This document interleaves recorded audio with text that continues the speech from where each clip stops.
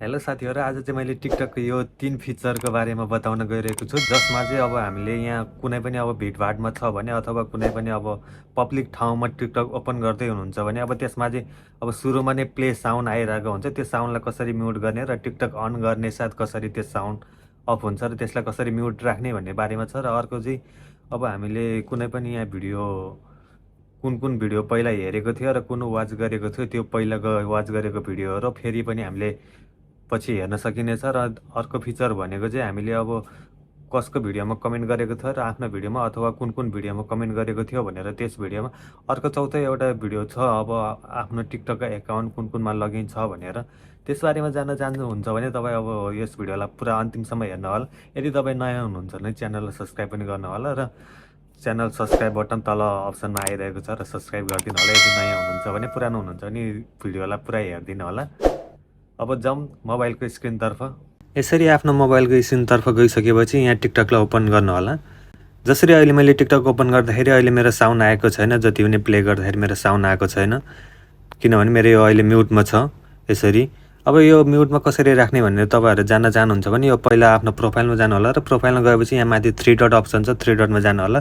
त्यति गइसकेपछि तल यहाँ सेटिङ एन्ड प्राइभेसी छ, सेटिङ एन्ड प्राइभेसीमा जानु होला।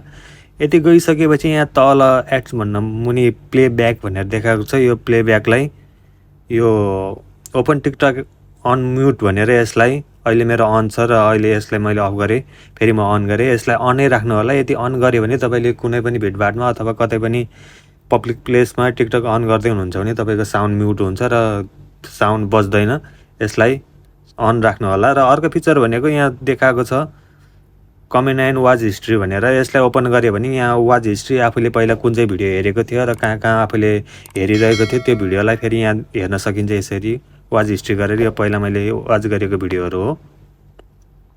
अर्को फिचर भनेको अब तपाईँले अब कतै पनि कमेन्ट गर्नुभएको छ र कमेन्ट रिप्लाई आएको छ, आफूले कहाँ कमेन्ट गरेको छ र कसले कमेन्ट गर्दैछ भन्ने कुरा यहाँ कमेन्ट हिस्ट्रीमा देखाउँछ। यसलाई ओपन गर्नु होला र यसरी पहिला कमेन्ट गरेको कमेन्ट ब्ल्याक रिप्लाईहरू सबै आइरहेको हुन्छ। यसरी हेर्न सक्नुहुनेछ के कमेन्ट गरेको छ भने। अब तेस्रो फिचर भनेको यहाँ माथि अर्को आफ्नो टिकटक एकाउन्ट कसले लगइन गरेको छ र कसले चलाइरहेको छ, कुन मोबाइलमा लगइन भइरहेको छ भनेर थाहा पाउनको लागि चाहिँ यहाँ आफ्नो सेक्युरिटीमा जानु होला। यसरी सेक्युरिटीमा गइसकेपछि यहाँ माथि एउटा म्यानेज डिभाइस भनेर देखाएको छ, यो म्यानेज डिभाइसमा जानु होला।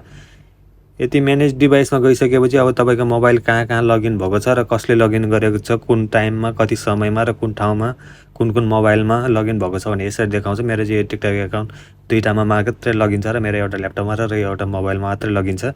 यसरी दुईटा मात्र देखाएको छ। यदि तपाईँहरूको अर्को मोबाइलमा धेरैमा लगइन भएको छ भने अब तपाईँहरूले यहाँ देख्न सक्नुहुन्छ। यसलाई डिलिट गर्नको लागि चाहिँ यसलाई लगआउट गर्नको लागि चाहिँ एउटा डिलिट भन्ने अप्सनको एउटा लोगो देखाइरहेको छ, डिलिटमा क्लिक गरिदिनु होला र यति गरिसकेपछि यहाँ रिमुभ गरिदिनु होला। यति रिमुभ गरिसकेपछि अब तपाईँको पहिला कुनै पनि लगइन गरेको छ र कुनै पनि मोबाइलमा डिभाइसमा लगइन गरेको छ भने यसरी त्यहाँबाट सिधै लगआउट हुन्छ र डिलिट भएर जान्छ।